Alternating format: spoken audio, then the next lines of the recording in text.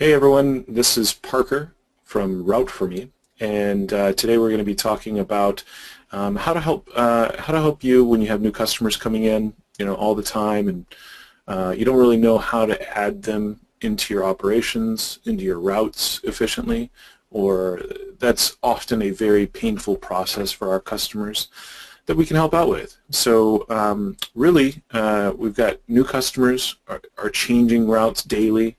And you really can't add them to routes efficiently. So that's what we want to help with. Looks like we've got a few people joining the meeting right now. Jim's coming in. Patrick, looks like Steven is coming in. All right, great. Okay, Carlos is coming in. Good.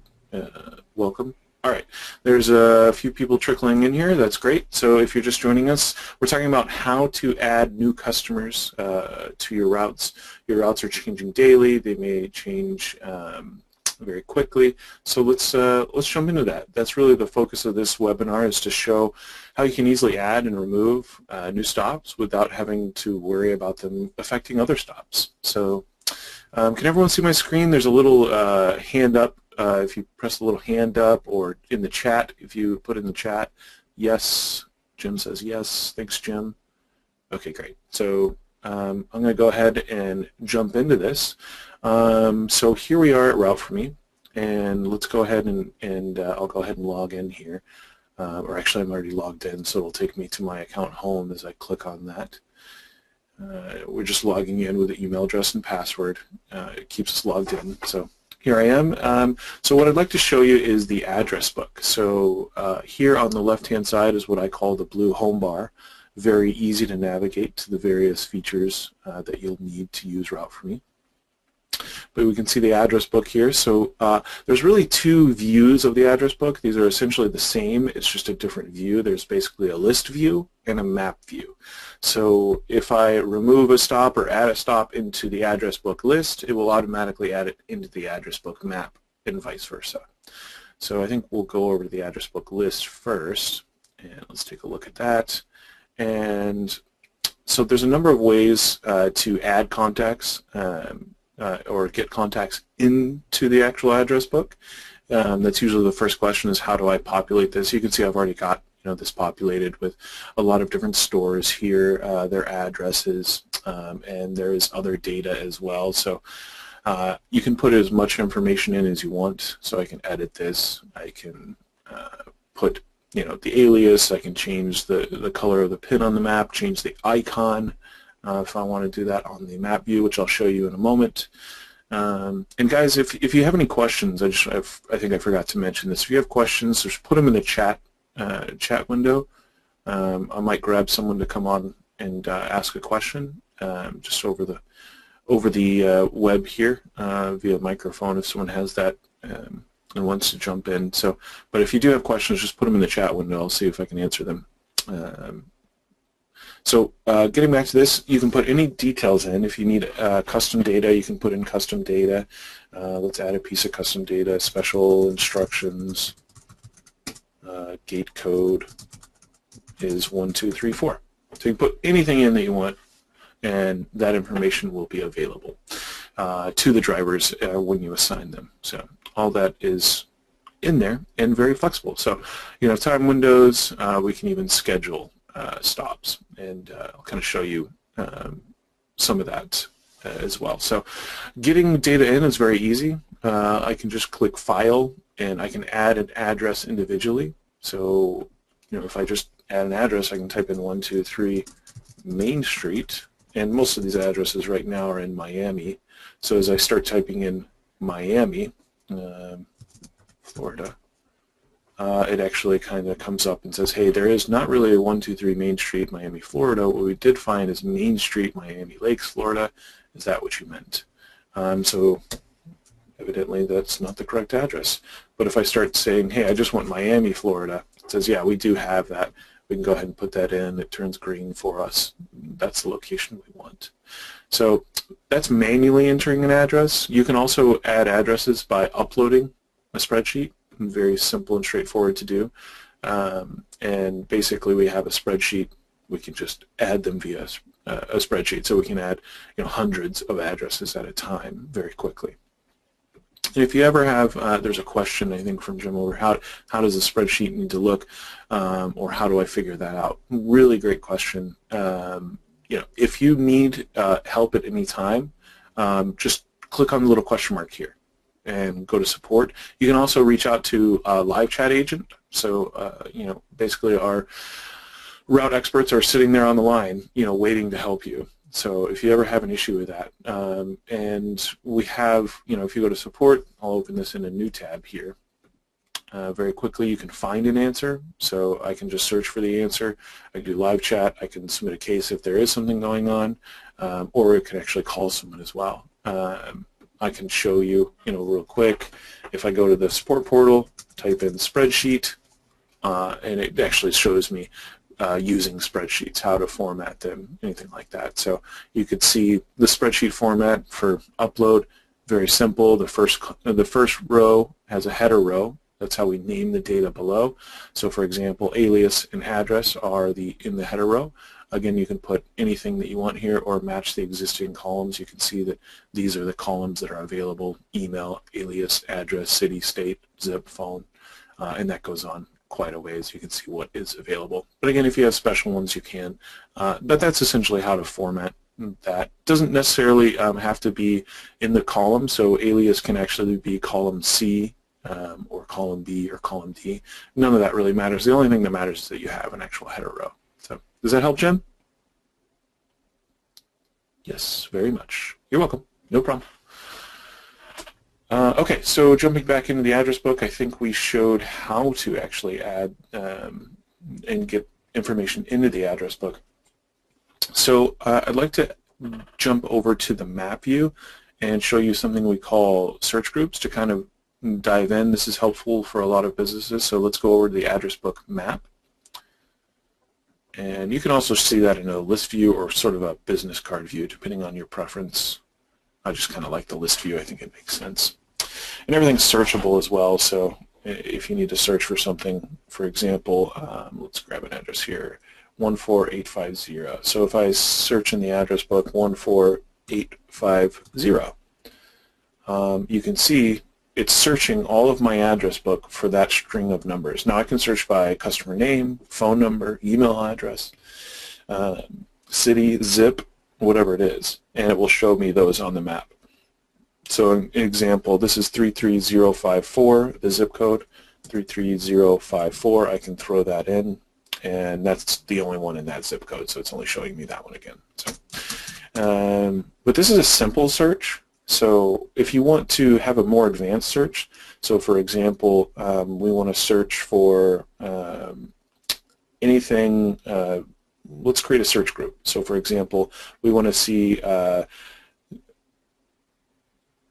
stores in a certain zip code. So let's go ahead and say, hey, let's search through the zip, or let's search through the address here. Anything that contains, or you can use other things like doesn't contain, has word, is equal or not equal. But let's type in 33178, which is another zip code, and say, okay, that's a search group, and we can even name this 33178. And we can change the color however we want. So you can see that this search group is selected, so it's only going to show me on the map this particular search group. If I unselect it, it then goes back to show me everything that's in my address book. And then again, I'll reselect it.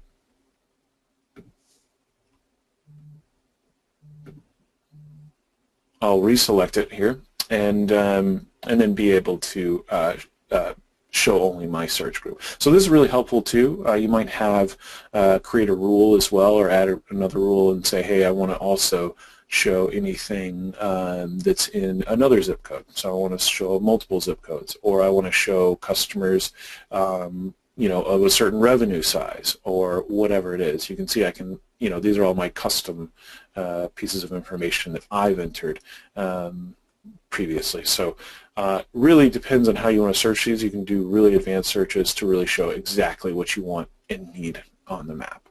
So, okay, I'm going to go ahead and just unselect these because I've got enough here. And again, you can add addresses from here, add an address, upload an address, anything like that. I can actually even right-click on the map and say add nearest valid address, add this exact location. I can zoom down and get street level if I want, and see all of that. So, okay. I think in terms of creating a route, I want to go ahead and show you how to do that. There's a number of ways to do it, either from the list view or the map view, which we're on right now. From the list view, you can just select them and click Plan Route with Selected. From the map view, it's kind of like drawing a circle, or a custom shape. I can, up here in the top left, I can draw a shape, draw a rectangle, draw a circle. So I'm just going to draw a custom shape here and say, okay, I want to go ahead and create a route, and I know that I've got this section, and for whatever reason I can say, okay, I want to only create a route with these particular addresses here. 64 addresses, it tells me in the bottom left in this selected region. Very simple. I can right click on this, or if I have more that I want to add, so for example I said, oh, you know what, I want to actually also add these to the routes. I can plan the route right from here, so I can say, hey, add these or plan route with these area addresses, and that's one way to do it.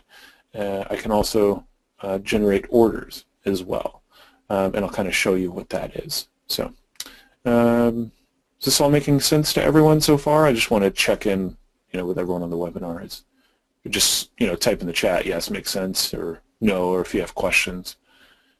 Okay, looks like everyone says yeah. Okay, great.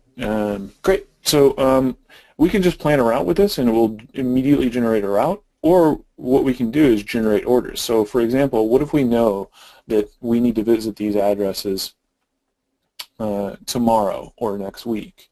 What we can do is generate orders. So basically, I'll go ahead and generate these orders, and you can see there's a confirmation. We'll go ahead and confirm, and we'll schedule these for the 25th of January, so that's next week. So let's go ahead and click OK. And that will basically send them to another feature, 72 addresses here. It says orders successfully generated. Excellent. And I don't want to plan the route from here. What I want to do is, either the day before the 25th, I know that I have my orders, and I need to plan my routes. So we're kind of pretending to go into the future here. Ultimately, what we do is we go to our orders screen, which is this one right here, and we can say, hey, we've got all our orders here. That's great. If I need to manually add an order, or maybe a customer calls in, I can add an order and just say, yeah, sure, what's your address? I'll go ahead and put it in. Or you can put them into the address book for safekeeping, so they'll always be there. And then when the customer calls you back, you can just go to the address book and say, generate order from this particular address. So this is sort of a one-off. Okay. What I'll do is show you how to actually plan the route from the orders now. So if we go to the calendar,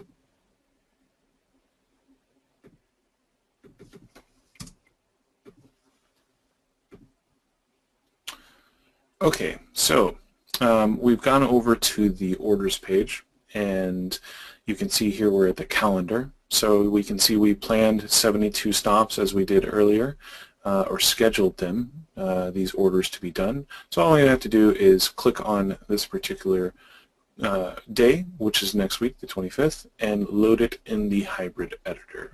So let's go ahead and load that up and plan the route. Very simple and straightforward. What comes up, it says, okay, we've got all of these locations that you loaded up. These are the orders for the day. Let's go ahead and put in all the settings. If we need to add an address, we can. Let's do the route name. We can change that if we want to anything we want. We can schedule the start date, which is obviously going to be 25th, but maybe we need to change the start time to 8 a.m. Let's go ahead and do that. We can do the distance. We can do a drive time optimization, which is much better than straight line optimization. These are real driving conditions. Optimization, single driver route, multiple drivers route, balanced team routes. If you have any questions on that, we have another webinar that we do to kind of explain all this. I'll just do a single driver route for this particular one. Route type, let's make it a round trip. or into any, let's make it round trip.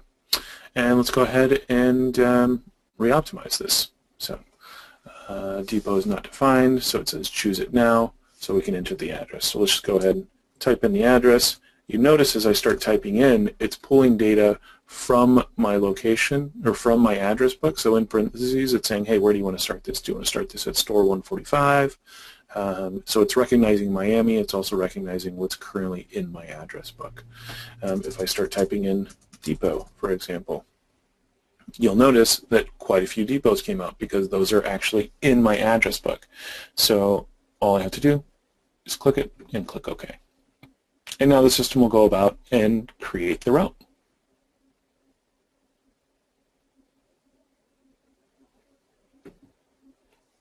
Should take just a few seconds here.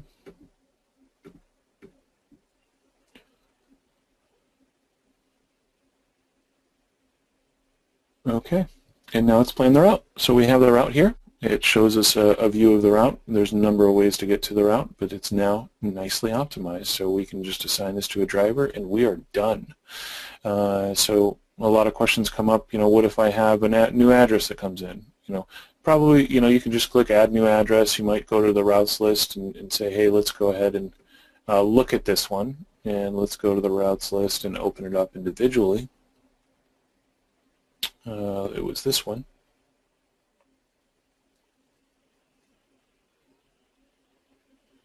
And so if an order comes in, we can absolutely add that in. So for example, let's say a customer calls us up and we're needing to insert an address.